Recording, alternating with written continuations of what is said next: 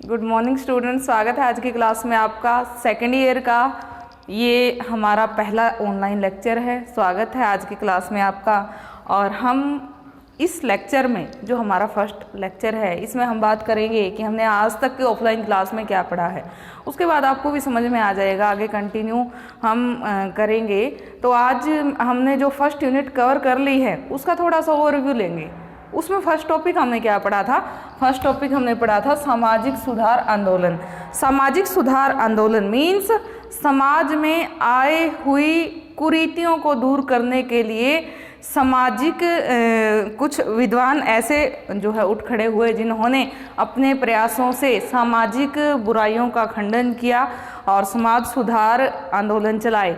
कौन से ऐसे समाज सुधार आंदोलन रहे, तो उसमें हम बात करेंगे सबसे पहले जो है ब्रह्म समाज की। ब्रह्म समाज की स्थापना जो है 20 दिसंबर 1828 को राजा राम मोहन राय के प्रयत्नों से हुई थी।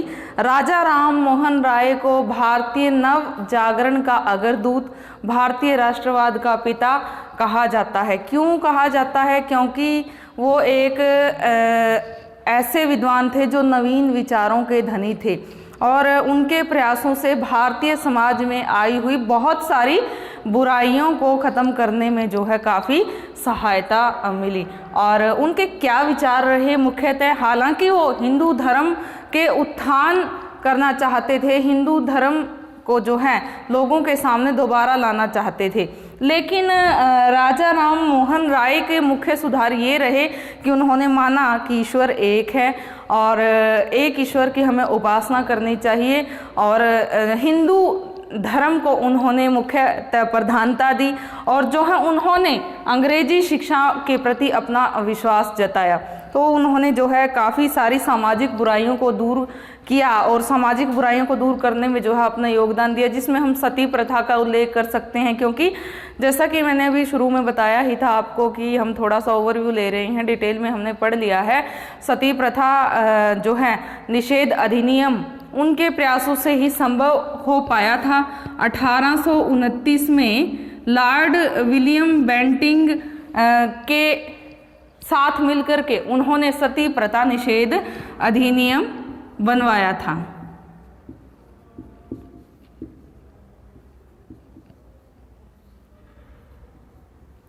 सती प्रथा का निषेध जो है कर दिया गया। मीन्स हिंदू समाज में एक जो बुराई थी सदियों से चली आ रही थी, अगर हम ये कहें कि गुप्त काल से चली आ रही थी तो कोई गलत नहीं होगा, क्योंकि गुप्त काल से प्रथम अभिलेखीय प्रमाण मिले थे सती प्रथा के, एरन अभिलेख से जो मिले थे। तो सती प्रथा का यहाँ पे उन्मूलन हुआ था। सदियों से चली आ रही जो है एक सामाजिक कुरीति यहाँ पे ख़त्म हो गई थी। हुआ क्यों था ये?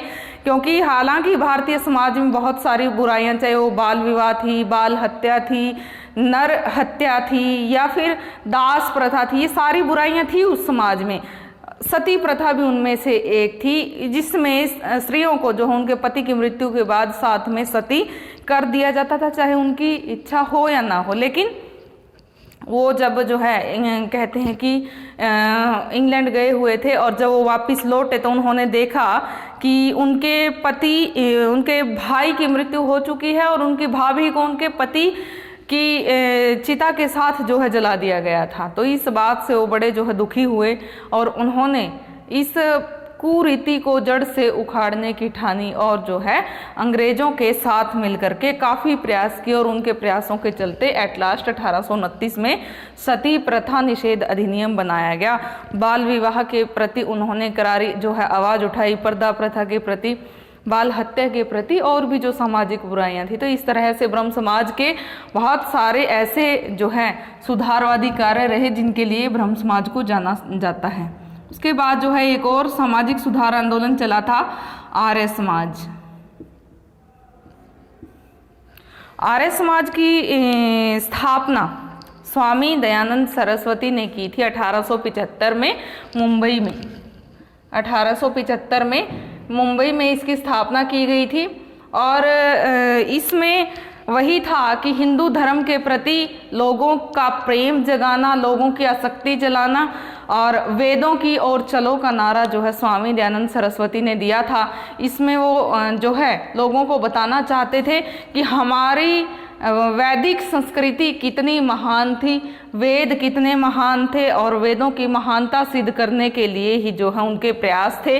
आर्य समाज के मुख्यतः सिद्धांत यही थे कि वेद ही सर्वोपरि है, वेद ही सर्वोत्कृष्ट है, वेदों को हमें पढ़ना चाहिए। वेद हमारी अमूल्य सांस्कृतिक धरोहर हैं, जिसके कारण से जो है हमें इनको पढ़ना चाहिए, और हमारे धर्म का, हिंदू धर्म का मूल पर्याय वेद ही हैं। वेदों की ओर चलो का नारा दिया। आर्य समाज की एक और मुख्य देन है नमस्ते शब्द, उनके द्वारा ही जो है प्रचलित किया गया, जो हम आजकल जो है अभिवादन के लिए यूज़ करते हैं।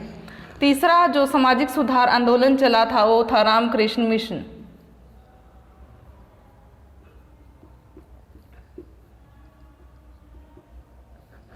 रामकृष्ण मिशन जो है रामकृष्ण परमहंस के शिष्य स्वामी विवेकानंद के द्वारा शुरू किया गया एक मिशन था।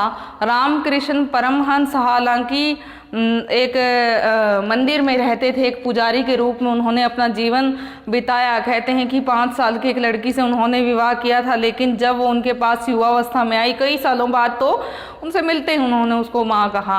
तो इस तरह से जो है काली देवी के वो परम भक्त थे, और उनकी प्रसिद्धि काफ़ी दूर दूर तक फैली। वो भी जो है वेदों के प्रति अपनी जो है आसक्ति दिखाते हैं, और वो ये मानते हैं कि मूर्ति पूजा इंसान को करनी चाहिए, क्योंकि जब तक हमारे दिल में, हमारे दिमाग में भगवान की कोई तस्वीर नहीं होगी, तब तक हम उसके प्रतिरूप को कैसे ये मानेंगे कि भगवान होता है। तो हमें मूर्ति पूजा करनी चाहिए। मूर्ति पूजा के वो कट्टर समर्थक थे, और भगवान होता है ऐसा वो मानते थे। और वो जो है जब विवेकानंद जी इनसे पहली बार मिले, तो विवेकानंद जी ने इनसे सवाल किया कि क्या आपने भगवान को देखा है? तो इन्होंने उत्तर दिया, हाँ मैंने भगवान को देखा है, मैंने वैसे ही भगवान को देखा है जैसे मैं तुम्हें देख रहा हूँ। तो पहली मुलाकात से ही विवेकानंद को इन्होंने काफ़ी प्रभावित कर लिया। जब वो दूसरी बार मिले, तो दूसरी बार मिलने के बाद जो है इनके काफ़ी वार्तालाप हुए, और इन्होंने विवेकानंद की कहते हैं कि छाती पे पैर रखा, और विवेकानंद को सब कुछ सुनने में विलीन होता दिखा। हालांकि ये सारी चीज़ें हम एक कल्पना की तरह माने तो कोई गलत नहीं होगा, क्योंकि ऐसा जो है कल्पना में ही हो सकता है, लेकिन अपने गुरु के नाम पे ही रामकृष्ण मिशन की स्थापना स्वामी विवेकानंद ने की थी। और रामकृष्ण मिशन ने आगे चल करके काफ़ी सारे समाज सुधार के काम किए। हालांकि 1893 में शिकागो में हुए महाधर्म संग्राम, महाधर्म सम्मेलन में स्वामी विवेकानंद को काफ़ी प्रसिद्धि मिली थी, जहाँ पे जाकर के उन्होंने मेरे अमेरिकी भाइयों और बहनों का उद्बोधन किया। उनके इस उद्बोधन से अमेरिकी लोग या फिर वहाँ पे उपस्थित जो सभा में जितने भी लोग थे वो काफ़ी खुश हुए, और तालियों की गड़गड़ाहट से जो है पूरे सम्मेलन में जितने भी लोग बैठे थे वो पूरा गूंज उठा, और सभा भवन गूंज उठने से जो है उनकी काफ़ी प्रसिद्धि फैली। वो कई बार जो है अलग अलग देशों में गए, उन्होंने हिंदू धर्म का प्रचार किया और अपने हिंदुत्व को लोगों को स्वीकारने पे मजबूर किया। तो उनके इन प्रयासों से मैडम ब्लावात्स्की ने और भी बहुत सारे लोगों ने जो है हिंदू धर्म और संस्कृति को अच्छा माना। एक विद्वान ने तो यहाँ तक कहा कि भारत में यदि इतना अच्छा धर्म है, हिंदू धर्म इतना अच्छा धर्म है भारत में, तो क्या ज़रूरत है हम अपने देश से ईसाई मिशनरी वहाँ भेज रहे हैं। तो इस तरह से और भी बहुत सारे सुधारवादी आंदोलन चले, जिसमें हम सत्यशोधक समाज की बात कर सकते हैं। सत्यशोधक समाज ज्योतिबा फुले द्वारा चलाया गया एक समाज सुधार आंदोलन कहा जा सकता है। चाहे हम और जो है छोटे मोटे जो सुधार आंदोलन चले उनकी हम बात कर सकते हैं। तो इस तरह से समाज सुधार के लिए बहुत सारे आंदोलन चले थे। पारसी धर्म सुधार के लिए आंदोलन चलाए गए थे, और मुस्लिम धर्म सुधार के लिए भी जो है सर सैयद अहमद खान द्वारा आंदोलन चलाए गए थे। तो इन सब सामाजिक सुधार आंदोलनों का मुख्य उद्देश्य समाज में आई हुई बुराइयों को दूर करने और उन बुराइयों से लोगों को निजात दिलाना था। दूसरा जो हमारा टॉपिक है इसी यूनिट का वो है drain of wealth theory. Drain of wealth.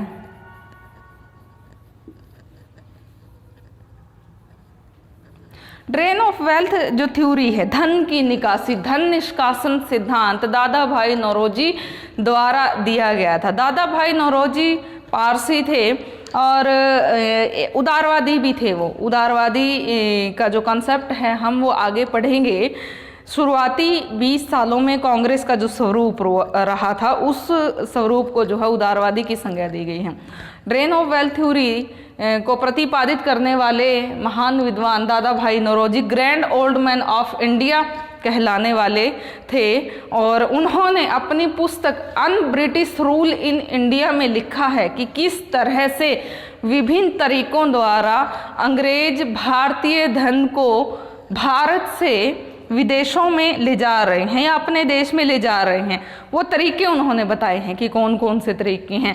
बहुत सारे अलग अलग तरीके हैं जिनके द्वारा से भारत के धन को विदेशों में ले जाया जा रहा है। ये उन्होंने जो है अपनी जो है ड्रेन ऑफ वेल्थ थ्योरी के तहत बताया है। उन्होंने बताया है कि किस तरह से भारत में अंग्रेज अधिकारी, गवर्नर जनरल या और भी बहुत सारे पद अधिकारी जो रह रहे हैं उनके जो है वेतनमान के रूप में वो धन भारतीय खजाने से दिया जा रहा है। हालांकि वो इंग्लैंड के द्वारा नियुक्त किए गए पदाधिकारी हैं और वो वेतन लेते हैं भारतीय। यदि भारत में रेलों के लिए विदेशों से कर्जा लिया जाता है तो कर्जा तो भारत के नाम पर लिया जाता है, लेकिन वही कर्ज चुकाने की बजाय उससे जो लाभांश मिलता है वो लाभांश इंग्लैंड जा रहा है।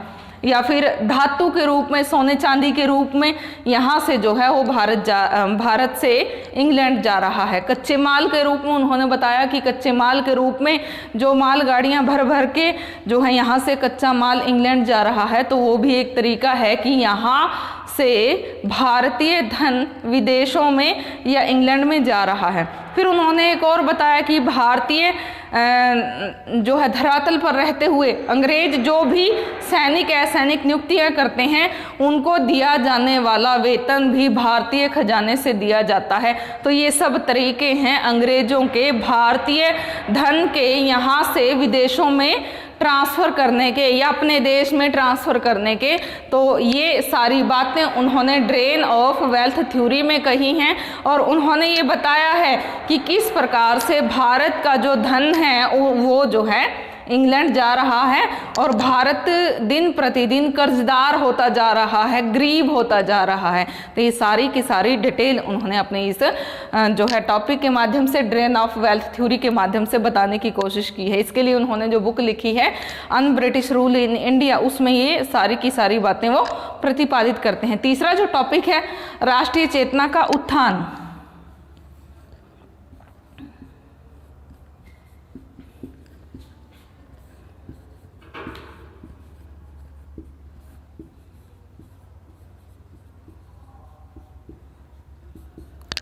राष्ट्रीय चेतना का उत्थान मीन्स राष्ट्र के प्रति जो व्यक्ति की चेतना है वो किस प्रकार से उसका उत्थान हुआ, किस प्रकार से वो जागृत हुई। तो उसके लिए बहुत सारे कारण जो है इसमें बताए हैं कि कैसे जो है ये जो टाइम था जिसमें राष्ट्रीय चेतना के उत्थान होने के लिए बहुत सारे कारण जिम्मेदार रहे। चाहे वो जो है इन सुधारवादी आंदोलनों का होना हम लगाएं, सबसे पहले जो हमने पढ़े ये बहुत सारे सुधारवादी आंदोलन जो सामाजिक सुधार के लिए चलाए गए थे। ब्रह्म समाज था, आर्य समाज था, रामकृष्ण मिशन था, थियोसॉफिकल सोसाइटी थी, या फिर जो है अलीगढ़ आंदोलन था, या फिर ज्योतिबा फुले द्वारा चलाया गया सत्यशोधक समाज था। तो ये सारे आंदोलन जो है उस समय की सामाजिक बुराइयों को दूर करने के लिए चलाए गए थे, जिससे भारतीयों के दिलों में एक और जो है गहरी छाप छोड़ी कि उनको अपने राष्ट्र के प्रति प्रेम भी जागृत हुआ। दूसरा जो है पहले क्या माना जाता था, ये माना जाता था कि हमारा जो टाइम पीरियड है जब से इंसान का प्रादुर्भाव हुआ है, हालांकि अफ्रीका से जो है अफ्रीका के जो है हम अपने पूर्वजों को मानते हैं कि वो अफ्रीका के थे मूलतः, तो उसके बाद से जो है धीरे धीरे करके इंसान का विकास हुआ विभिन्न स्टेजों में, वो हमने पढ़ा पीछे फर्स्ट सेमेस्टर में। तो कैसे जो है ये टाइम पीरियड चलता रहा और फिर जो है हम वैदिक टाइम को पढ़ते थे जो पाषाण काल के बाद का टाइम खत्म हुआ, उसके बाद हम पढ़ते थे ऋग्वैदिक समय को, वैदिक समय को सॉरी। फिर उसके बाद जो है हम जब ये पढ़ते थे तो हम ये बीच का जो टाइम पीरियड था हड़प्पा सभ्यता को, ये जो है ज्ञात नहीं था, ये पता ही नहीं था कि इस बीच में हड़प्पा सभ्यता जैसा भी कोई टाइम आया था। लेकिन 1921 में दयाराम साहनी के प्रयासों से जब हड़प्पा टीले की खुदाई की गई तो पता चला कि एक सुविकसित सभ्यता उस समय पे हुई, और उन सब से जो है वो खुदाइयाँ बार बार हुई तो हड़प्पा सभ्यता का हमें पता चला। तो हमें पता चला कि जो विश्व की अन्य सभ्यताएं थी, चाहे वो सुमेरियन सभ्यता थी, यूनानी सभ्यता थी, मेसोपोटामियाई सभ्यता थी, उन सारी विदेशी सभ्यताओं से हमारी भारतीय सभ्यता, हड़प्पा सभ्यता के लोग कितने ज़्यादा जो है कितने ज़्यादा बुद्धिमान थे, कितनी ज़्यादा अच्छी सभ्यता थी वो। तो इस सब से पता चलने के बाद जो है ये लोगों के दिमाग में ये बात आई कि हमें तो पता ही नहीं था कि उस समय के लोग जो भारतीय थे वो कितने जो है अच्छी सोच के धनी थे। तो इस सब से भी उनके दिलो दिमाग में राष्ट्रीय चेतना का उत्थान हुआ। लॉर्ड कर्जन की नीतियां भी जिम्मेदार रही। लॉर्ड कर्जन ने ऐसे बहुत सारे जो है अमानवीयता पूर्ण काम किए जिसके कारण से लोग अंग्रेज सरकार के खिलाफ हो गए और देश प्रेम की भावनाएं उनमें उमड़ पड़ी।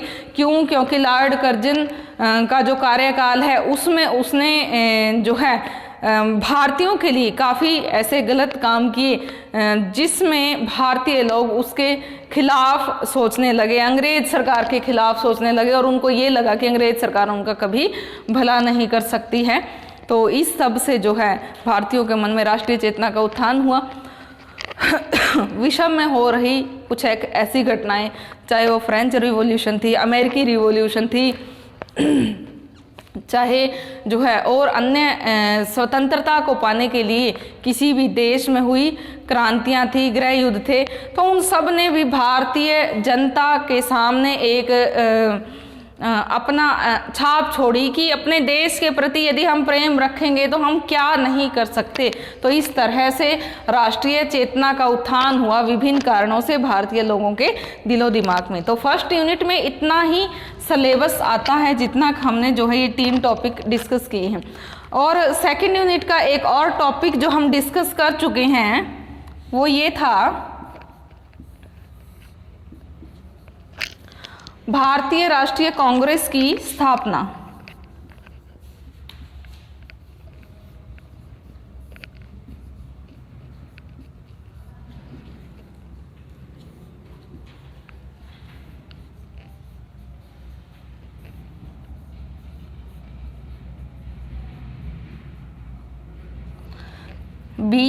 अगस्त 1885 को भारतीय राष्ट्रीय कांग्रेस की स्थापना 20 अगस्त 1885 को मुंबई में गोपाल दास तेजपाल कॉलेज में की गई थी। और शुरू में इसका नाम भारतीय राष्ट्रीय कांग्रेस की बजाय भारतीय राष्ट्रीय सभा रखा गया था। फिर बाद में दादा भाई नौरोजी के प्रस्ताव पे इसका नाम चेंज करके भारतीय राष्ट्रीय कांग्रेस रख दिया गया। 1885 में इसकी स्थापना की गई मुंबई में गोपाल दास तेजपाल कॉलेज में। और उसमें इसके शुरुआत में पहले जो अधिवेशन हुआ था उसमें 72 प्रतिनिधियों ने हिस्सा लिया था। और ये स्थापना एक अंग्रेज अधिकारी A.O. ह्यूम के प्रयासों से हुई थी। उसने ऐसा इसलिए करवाया था क्योंकि वो ये चाहता था कि ब्रिटिश सरकार के खिलाफ आगे आने वाले समय में कोई भी विद्रोह की स्थिति पैदा ना हो, कोई भी भारतीय एकजुट होकर के विद्रोह करने का साहस न करे। तो भारतीयों को उलझा दिया जाए, उनको एक ऐसी सभा में बांध दिया जाए जो केवल थोड़े थोड़े अपने विचार जो है अंग्रेज सरकार के सामने शांतिपूर्ण ढंग से रखते रहें। तो इसके लिए जो है उनको एक सभा की ज़रूरत है। तो एक सभा के रूप में जो है उनको इकट्ठा कर दिया जाए। तो उन्होंने विभिन्न कॉलेज और यूनिवर्सिटी में पढ़ने वाले जो है युवकों के साथ कई सारी सभाएं की, मीटिंग्स रखी और उनको समझाया। और इस तरह से उनके प्रयासों से 1885 में भारतीय राष्ट्रीय कांग्रेस की स्थापना हो गई।